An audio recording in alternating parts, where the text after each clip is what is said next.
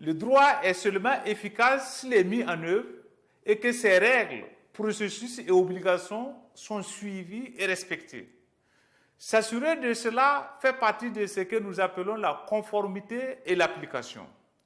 La conformité signifie simplement l'adhésion à des règles légales par les entités réglementées. L'application fait référence aux mesures pour pousser à la conformité. La conformité n'exige toujours pas l'application.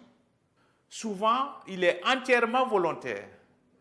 Je ne traverse pas la rue lorsque le feu est rouge, non pas parce que j'ai peur d'être arrêté, mais parce que j'ai peur d'être heurté par une voiture. La pression sociale peut aussi pousser à la conformité. Je choisis de ne pas attaquer d'autres personnes parce que j'en ai pas envie et que cela me paraît mal, et non pas parce que j'ai peur d'aller en prison. Dans certains cas, je respecte la loi simplement parce que c'est la loi et qu'elle me paraît suffisamment légitime et raisonnable et que je n'ai pas besoin de l'enfreindre. Cependant, la conformité volontaire ne suffit pas toujours. Voilà où l'application entre en jeu. Il existe quelques modèles différents pour la conformité et l'application. L'un d'entre eux se base sur l'idée que la plupart des gens respectent la plupart des lois, la plupart du temps, à partir du moment où la loi semble légitime et juste et que son respect est relativement simple. Il s'agit du modèle normatif. Sous ce modèle, les mesures de respect de son application doivent s'assurer que le système semble juste et aide les personnes à les respecter. Le deuxième modèle suppose que les personnes sont rationnelles et qu'elles décideront de se soumettre ou non en comparant les coûts et les bénéfices impliqués. Les mesures de conformité et d'application peuvent pousser à la conformité en changeant l'analyse coût-bénéfice. S'il est plus cher, plus dangereux et plus difficile d'enfreindre la loi que de s'y soumettre, plus de personnes choisiront de s'y soumettre. Il s'agit du modèle rationnel. Il y a deux côtés à ce modèle. Les coûts émanant de l'infraction de la loi doivent être supérieurs aux bénéfices potentiels de celui qui l'enfreint. Inversement, les bénéfices du respect de la loi doivent être supérieurs à ce que cela peut coûter de la respecter. Cela nous amène à 4 approches basiques pour améliorer le respect à travers ce modèle de coût-bénéfice. La première approche est de baisser les coûts de la conformité en rendant la conformité simple et peu coûteuse à respecter. Pour cela, il faut s'assurer que tout le monde sache se conformer à la loi, que tout le monde connaisse la loi et ce qui est attendu de leur part. Par exemple, les aires protégées devraient être clairement démarquées et les communautés avoisinantes devraient comprendre quelles activités sont autorisées et à quel endroit. De plus, la conformité ne doit pas être un fardeau. Là où une communauté dépend entièrement de l'activité au sein d'une aire protégée pour leur subsistance, l'interdiction juridique de ces activités sans donner d'alternative résultera certainement à un non-respect. Répondre à ces problèmes exigera de prendre en considération les besoins de la communauté et comment ceux-ci peuvent être remplis tout en atteignant les objectifs de conservation. La deuxième approche pour améliorer la conformité est d'augmenter les avantages qu'apporte cette conformité à travers des mesures incitatives comme les subventions, les exemptions fiscales, l'information et les supports techniques. Un des meilleurs moyens d'améliorer le respect est de donner aux individus une part des bénéfices de la conservation. De cette manière, ils sont directement affectés par le succès de la conservation. Impliquer des communautés et d'autres acteurs directement affectés dans la gestion et la réglementation peut avoir ce résultat. Une troisième approche consiste à réduire les avantages de la non-conformité. Vous avez dû entendre la phrase suivante: le crime ne paye pas. Malheureusement, ne pas se conformer à la loi peut rapporter gros. Donc, réduire les avantages de la non-conformité peut avoir un succès considérable. Une façon d'y arriver est de réduire la demande de produits en provenance de sources non durables comme l'ivoire ou le bois de rouge.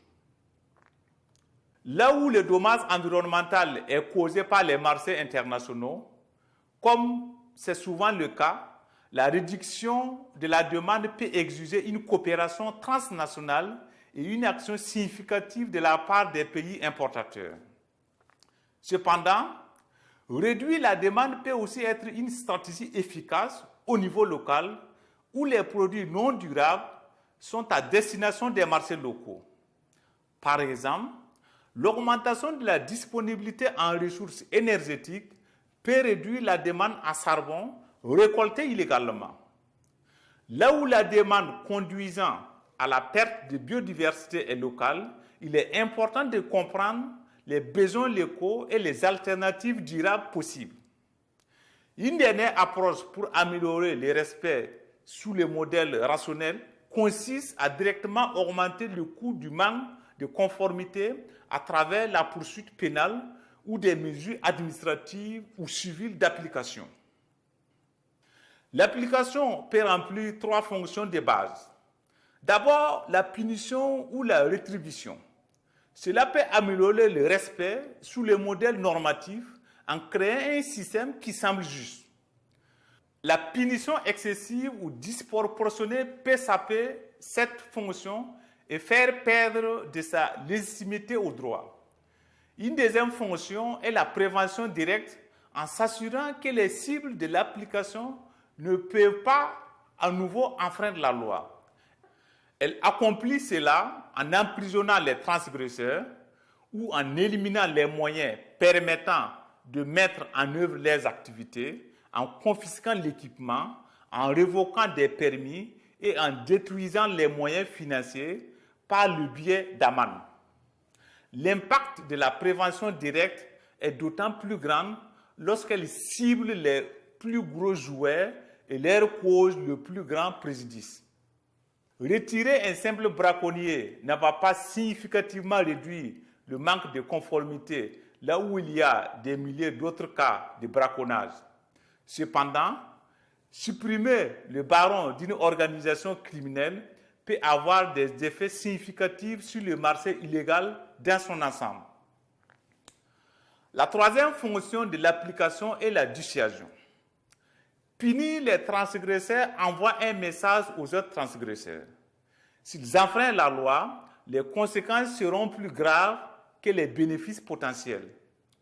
Cette fonction peut bien être la plus importante de l'application, mais elle est aussi la plus difficile à prouver. Pour être un dissuadeur efficace, l'application doit être cohérente et les pénalités doivent être suffisamment importantes pour changer le rapport coût-bénéfice.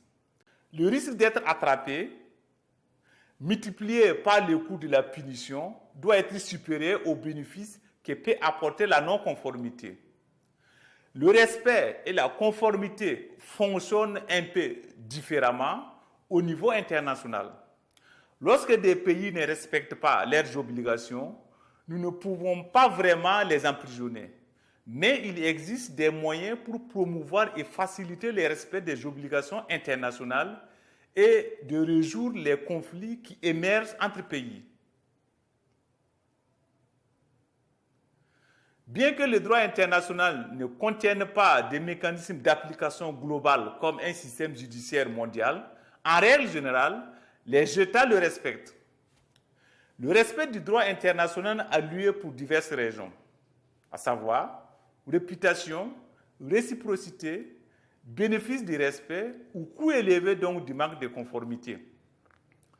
Comme les individus, Les États peuvent se conformer aux règles parce qu'ils ont le sentiment que la loi est légitime et juste ou parce qu'ils ont ratifié un accord qui inclut une obligation normative qu'ils ne peuvent ignorer. L'ordre international dépend du principe de pacta sunt servanda, sous laquelle les traités internationaux doivent être honorés et les États doivent les respecter. Toutefois, tous les États ne se soumettent pas toujours au droit international. Les accords internationaux peuvent établir un champ limité des mécanismes d'application, tels que les pénalités, par exemple en imposant des sanctions commerciales et en retirant la possibilité de participer au mécanisme du traité. De nombreux traités internationaux incluent des mécanismes de résolution des conflits, comme l'arbitrage, la médiation ou le renvoi du conflit devant la Cour internationale de justice. La Cour internationale de justice est l'organe judiciaire des Nations unies et le plus prééminent de la Cour internationale. Le rôle de la Cour est de résoudre conformément au droit international les conflits judiciaires qui lui sont soumis par des États et de donner un avis consultatif sur les questions légales soumises par l'ONU à ses agents spécialisés. Selon l'article 94 alinéa 1 de la Charte des Nations Unies, je cite, « Chaque membre des Nations Unies s'engage à se conformer à la décision de la Cour internationale de justice dans tout litige auquel il est parti. » Fin de citation. Pour cela, tout jugement de la Cour a une force obligatoire. Cependant, la saisie a certaines limites. Actuellement, seuls 73 États ont accepté la juridiction de la Cour. De plus, la saisie n'a aucun pouvoir de faire appliquer ces résolutions par elle-même, mais cela est entre les mains du Conseil de sécurité de l'ONU, dont les membres permanents ont un droit de veto sur toute décision ou recommandation de la Cour dans laquelle ils sont supposés être impliqués. Et surtout, une affaire peut seulement être entendue par la CIJ si les États ont donné leur consentement à la Cour pour qu'elle l'entende. Il est important de rappeler qu'au niveau national et international, l'objectif des mesures de conformité est d'améliorer la conformité. Cet objectif n'est pas de mettre davantage de braconniers en prison ou d'imposer davantage de sanctions internationales, mais de créer un monde avec moins de braconnage et moins d'infractions du droit international. Les mesures d'application peuvent aider à cela, en créant de la dissuasion ou en encourageant un sentiment d'équité et de justice. Mais le but ultime est un monde où tous les peuples et toutes les nations suivent les obligations de valeur et de respect de la nature et des ressources naturelles.